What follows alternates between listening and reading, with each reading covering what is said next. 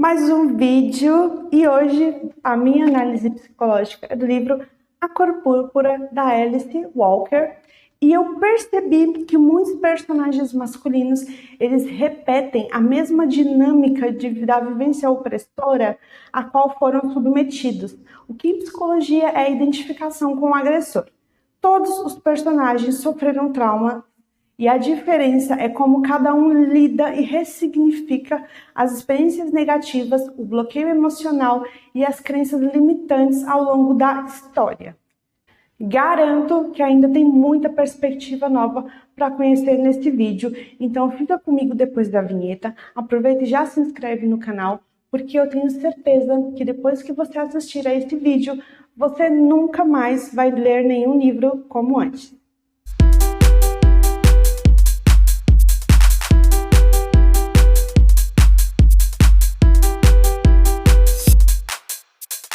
O contexto histórico do livro é o começo do século XX e conta a história da Sally, que no início escreve cartas a Deus e depois de algum tempo a sua irmã Annette. A realidade a qual Sally está inserida tem muita opressão racial, violência doméstica e racismo, o que gerou traumas que já têm indícios que começam na infância dela e que ao longo do tempo afetaram a sua autoestima e a sua autoimagem. O conforto da Sally é que se obedecer e sobreviver em meio a esse mundo hostil, ela vai encontrar justiça e felicidade junto a Deus. Ela não acredita que a sua vida aqui na Terra um dia vai ser boa.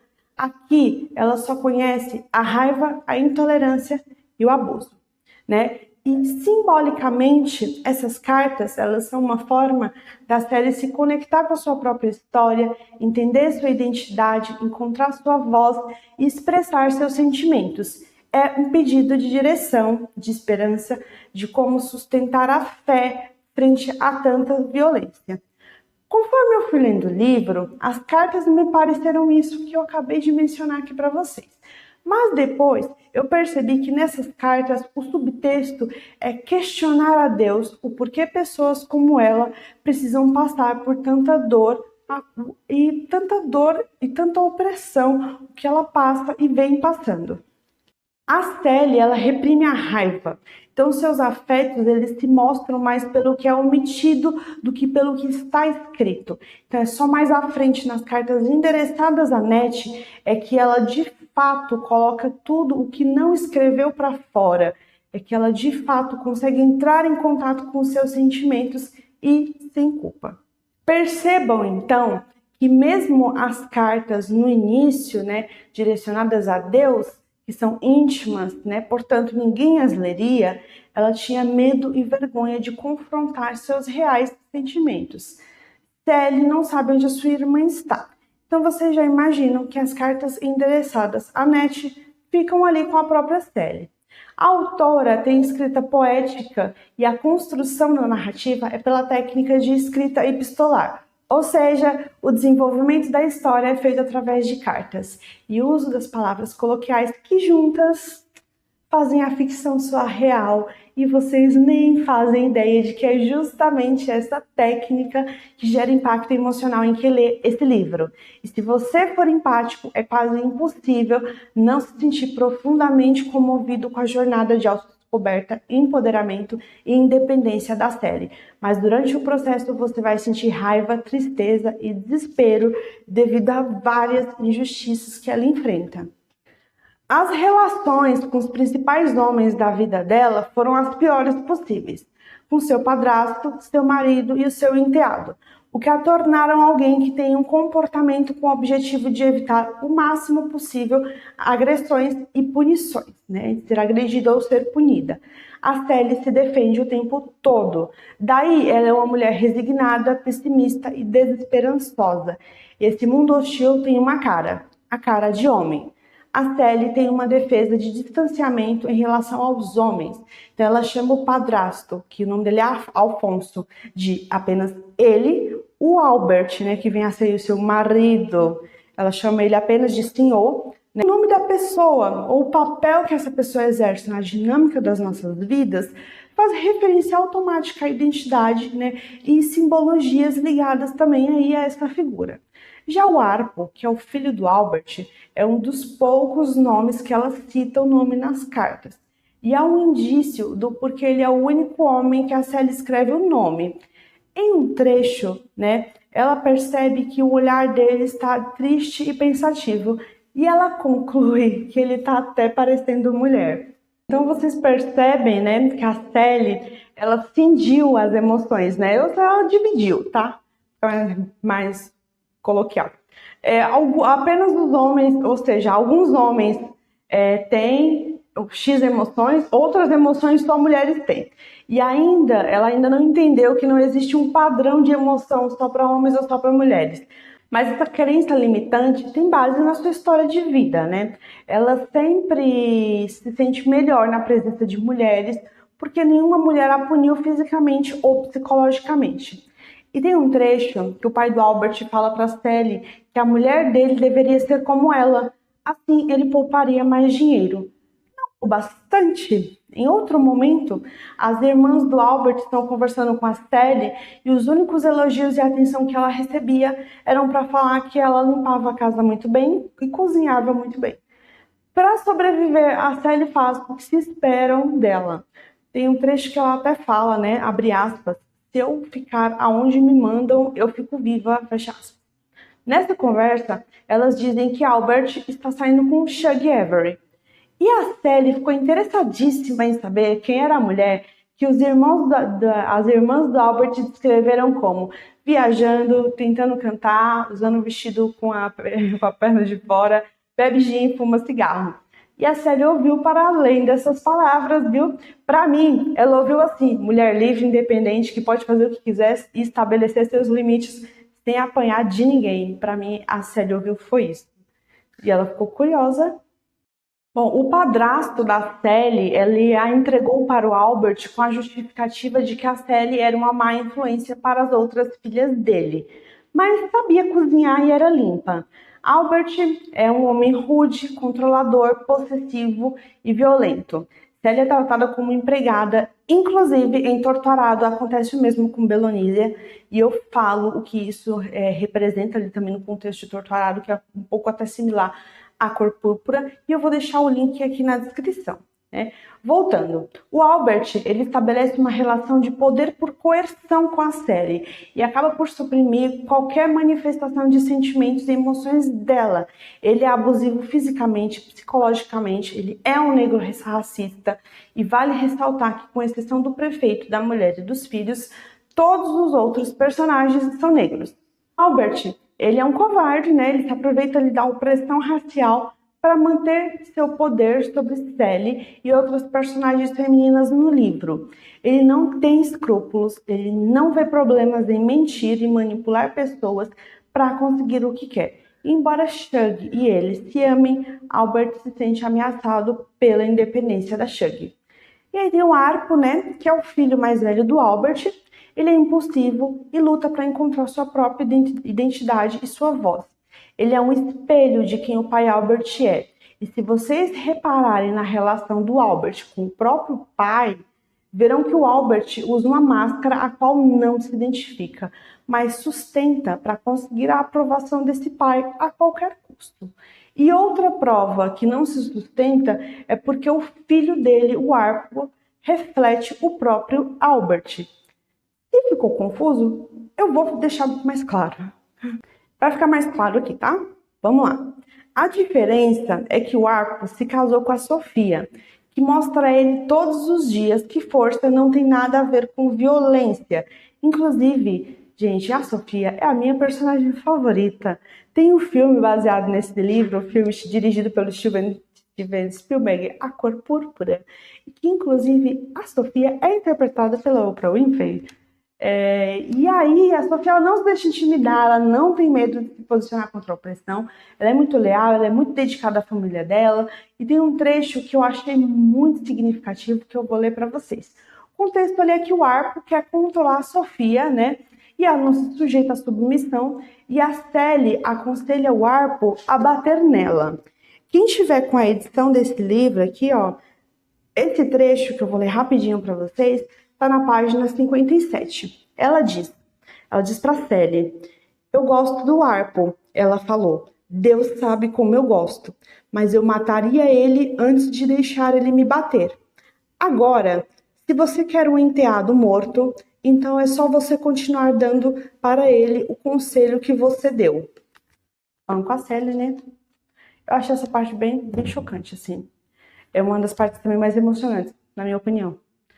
O Arpo, nessa confusão de identidade, ele tenta seguir as normas e as expectativas impostas pelo pai, mas não sem questionamento, tá? Um dia ainda criança, ele pergunta ao pai o porquê que ele bate na Sally. E aí tem uma parte que eu acho até engraçada realmente de rir, gente. Porque a Sofia, ela comenta com a Sally que o Arpo tá comendo demais, né? Depois ela também comenta que ele gosta de cozinhar, que até lava o prato, cozinha melhor que ela, né? E enquanto o Albert nunca lavou uma louça, nunca cozinhou. E ele nas divisões dos afazeres, a Sofia prefere ficar cuidando dos bichos. Aqui, além de vocês já terem notado que os papéis se inverteram, e aqui eu abro aspas, para a época, fecha aspas, vou contextualizar aqui para vocês, tá? Então lembre-se de estudarem o contexto histórico da obra, gente, antes de vocês virem me criticar. Senão já vai ter gente aí me criticando que eu sei. Na minha análise, eu acho que o Arpo tá comendo em excesso para ficar forte igual a Sofia, para ver se assim ele consegue fazer com que ela obedeça. A Sofia é forte sim, mas não é sobre o seu corpo ou sobre a sua massa corporal. A força dela está em ter aprendido a não se submeter ao que todos os homens, incluindo os homens da família dela, queriam. Só que o Arpo, ele ainda não percebeu isso. O casamento deles acaba porque a Sofia não aceita ser dominada, e se ele só quer isso, né? Então ela até fala no diálogo, né? Então ele não quer uma esposa, né? Ele quer um cachorro para adestrar. A Sofia é do tipo que se recusa a ser tratada como propriedade, mesmo que isso signifique ir contra as normas sociais da época e ser rejeitada pela comunidade. E bem, a Sofia paga um preço alto pelo seu temperamento decidido. Ela sofre punições por ser quem é, por estabelecer limites, por não se diminuir frente a quem julga que ela tem menos valor apenas por ser mulher e negra. A Sofia foi presa por não se submeter a um pedido do prefeito, e depois a Sally, o Arpo e a segunda esposa do Arpo, a Mary Agnes, eles dão um jeito de tirar ela da cadeia e ela passa a trabalhar na casa desse prefeito. E ela sofre tanto. E não é no sentido de violência física, mas no sentido de que tiraram dela as coisas mais importantes da sua vida: sua liberdade, sua dignidade, sua voz, seus filhos. Sofia, durante boa parte desse livro, vai morrendo aos poucos. Então, quando a Sally e a Shug conversaram pela primeira vez, a Shug disse que a Sally a lembrava da mãe, que ficava embaixo do pé do pai. A Shug conhece um lado do Albert que brinca, que ri, que dança, mas que é castrado pelo próprio pai. E esse pai não deixou que o Albert se casasse com a Shug, justamente por seu comportamento não remeter ao que uma boa esposa como a Sally faz. Né, gente? Assim, Sally, a boa esposa, que sofre todos os tipos de abuso. Bom, e a Shug completa que, apesar de amar Albert, reconhece que ele é fraco por não confrontar as decisões do pai e se impor. Já que agora o Albert é um homem, né, gente? Um homem velho ainda, não é nenhum moço. E Lily é o nome real da Shug, mas as pessoas a descrevem como uma mulher doce, né? Daí ela adotou esse nome artístico de Shug Avery. Ela é cantora e compositora de blues e tem uma forte influência tanto sobre o Albert quanto sobre a Sally. Shug é forte, confiante, sedutora, independente, não se deixa limitar pelas expectativas e convenções sociais, é sexualmente livre e não tem medo de expressar seus pensamentos e sentimentos. A Shug, portanto, é o ideal de mulher que a Sally gostaria de se tornar. Ao longo da relação e crescente intimidade ali com a Sally, a Shug desempenha um papel importante na jornada de autodescoberta e empoderamento da Sally, ajudando-a também ali a encontrar sua própria voz, seus potenciais que foram reprimidos. Sally não lembra quando foi a última vez que teve raiva, porque a Bíblia ensina: honra o teu pai e a tua mãe. E nessa de reprimir os sentimentos, depois de um tempo, ela diz que não sente mais nada. Mas para mim, antes da chegada da Shug, ela estava ali entorpecida, né? Portanto, não é que ela não sentia nada, ela só não conseguia entrar em contato com esses sentimentos, porque traziam culpa e angústia, levando em consideração que ela é muito religiosa e quer agradar a Deus, seguindo ali os seus mandamentos. A série começa a colocar os seus sentimentos de revolta, raiva e descontentamento, e assim vai tendo voz, né, tendo sua voz de volta como veículo para se libertar daquela situação, quando ela descobre algo que o Albert escondia dela. Depois disso, ela fica revoltada com Deus. Ela desabafa com a Shug, né? E a Shug diz que ela não precisa ir à igreja, cantar no coro ou doar o dízimo para ser amada por Deus. E Shug pergunta se ela alguma vez encontrou Deus na igreja.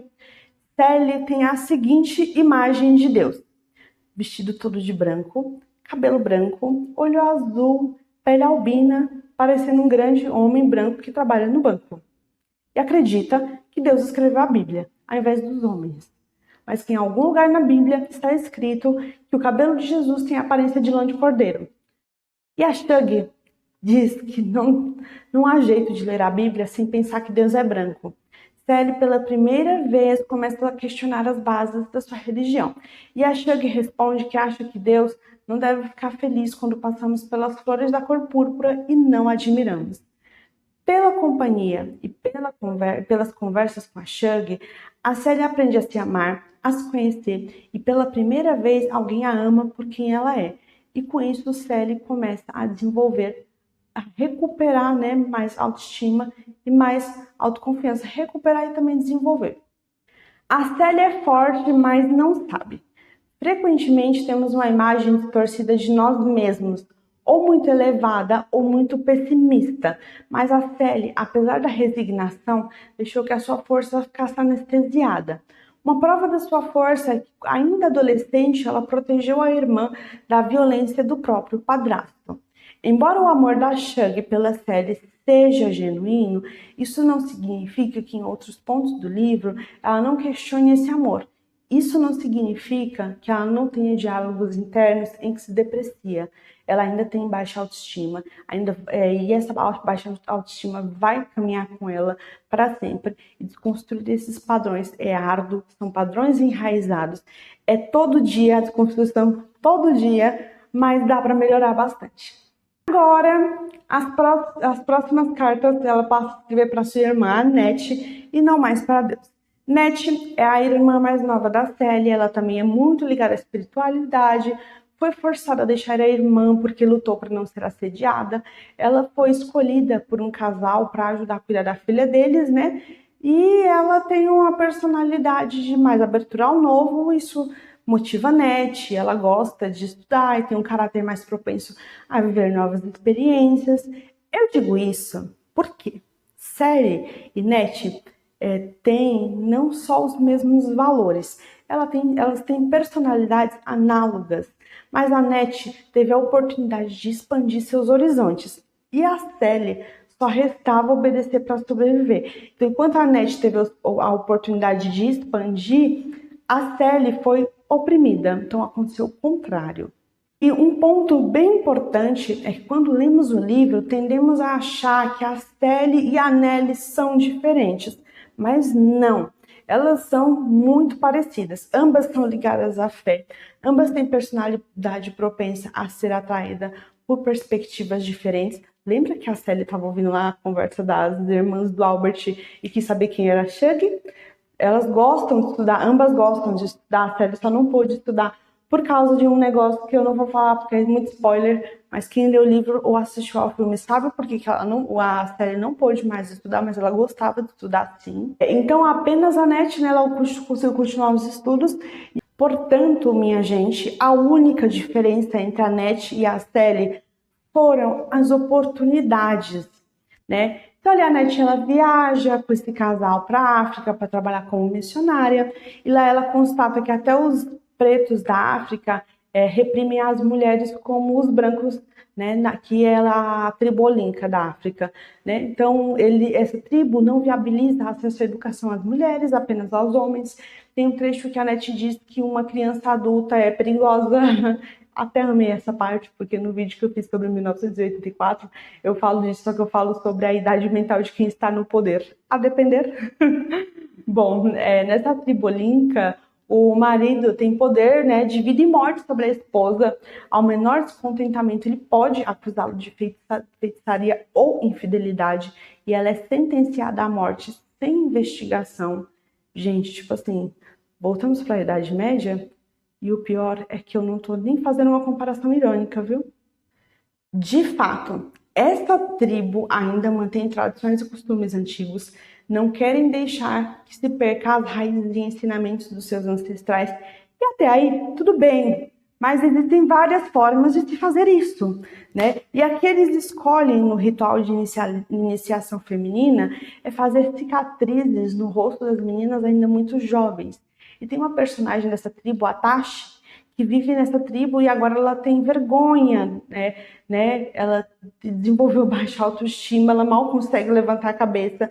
Esse ritual é um atraso. Eu acho que e de fato, assim, eu acho que até justamente para, de fato, as mulheres serem bem contidas e obedientes, porque não faz sentido. O livro, ele traz um aspecto que para mim foi inusitado, né? De como o modo como pensamos e as nossas crenças fundadas em algo real ou em algo imaginário podem nos adoecer. Então, esse casal que acolheu a Annette se chama Corinne e Samuel. E por questões de forte spoiler que eu não vou dar, né, eles adotaram uma criança e eles achavam que essa criança que eles adotaram era filho dos dois, da Annette com o Samuel. Né? E aí, mas não é, tá, gente? Eu vou falar que não é.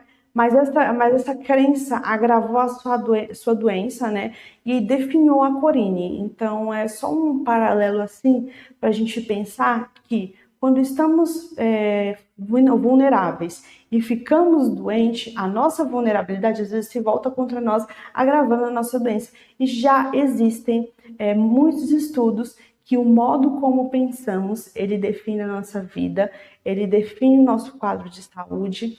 Inclusive, por isso existe placebo, né? Aqueles públicos de controle quando vão testar remédio novo. Tem o remédio normal, que foi ali preparado, o grupo, e o outro grupo controle que recebe o placebo. Então, gente, psicológica é muito forte.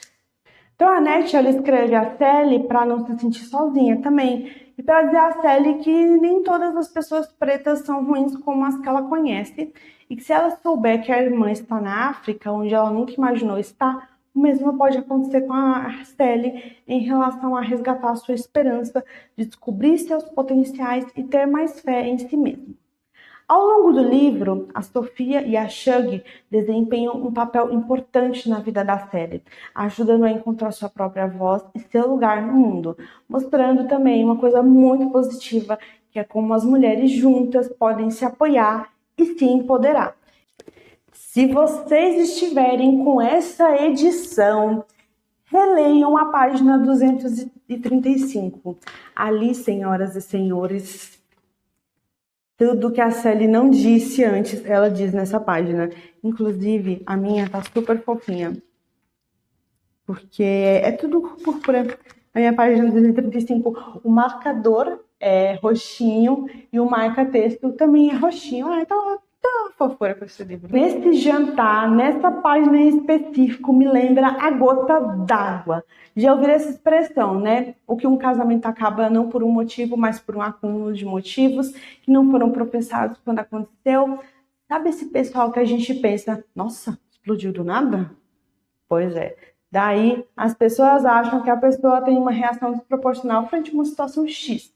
Mas nunca é do nada. É um acúmulo de palavras não ditas, emoções reprimidas, e aí o estopim faz a pessoa dizer tudo de uma vez em uma reação que, para quem está de fora, soa como uma tempestade em copo d'água. Mas para quem está segurando a voz há anos, expressar o que deveria ter dito antes é libertador. Daí esse trecho me lembra uma frase, abre aspas, a verdade te liberta ou te aprisiona, fecha aspas. Não sei quem disse, mas se eu não me engano, é da Bíblia, do capítulo escrito pelo João. Então a Shug disse que ia levar a Sally para Memphis com ele, e o Albert já foi logo dando um jeito de dizer que a Sally não tinha talento, que ela era feia, magrela, medrosa demais, ninguém ia querer casar com ela. Assim, né? De repente, ele concluiu que a comida dela não era tão boa, que ela nem limpava a casa direito. E sabe qual que é o nome disso, gente? O nome disso é passivo-agressivo, tá? É a pessoa que usa sua fraqueza contra você. É a pessoa que te atinge sem encostar um fiozinho do dedinho no seu cabelo. É a pessoa que usa todos os seus medos para te desencorajar. Inclusive, passivo-agressivo é muito comum. Provavelmente você conhece ao menos uma pessoa passiva-agressiva. A cereja do bolo foi ele dizer que um homem tenta ser bom e você dá um fora nele. Ah, meu filho, tá dando uns tapas assim na cara dele, né? Eu queria rasgar o livro todo, eu queria quebrar um carro, eu queria fazer alguma coisa para ser presa de tanta raiva. E o inconformismo que eu fiquei com essa frase foi tipo, oi querido, repete de novo? Aí eu fiquei pra cadeia. A Sally sempre gostou de costurar, mas ela nunca imaginou que o fato de ela gostar de algo seria suficiente para tornar isso um negócio, né? E, gente, o modo como ela faz as calças é totalmente adaptado à personalidade e rotina da pessoa. É impressionante a sensibilidade dela. Sabe quando você vai fazer uma tatuagem e leva um esboço, conta uma história do porquê quer fazer esse desenho e o tatuador quer algo só seu, bem exclusivo? Pois é. As calças que a Sally costura são assim. Claro que a pessoa não precisa lá contar uma história para ela, né? Ela pensa no que a pessoa trabalha, pensa ali na rotina da pessoa e a calça vai ser feita voltada para a personalidade e estilo de vida da pessoa. Vocês que leram esses livros, gente, vocês não ficaram babando igual eu nessa parte das calças? Fala sério, é sensacional. Agora vocês também pararam para se perguntar o porquê da vestimenta ser calça em específico? Para mim, não é à toa. A época que é final dos anos 20 ou começo dos anos 30 e não era comum mulheres usarem calça.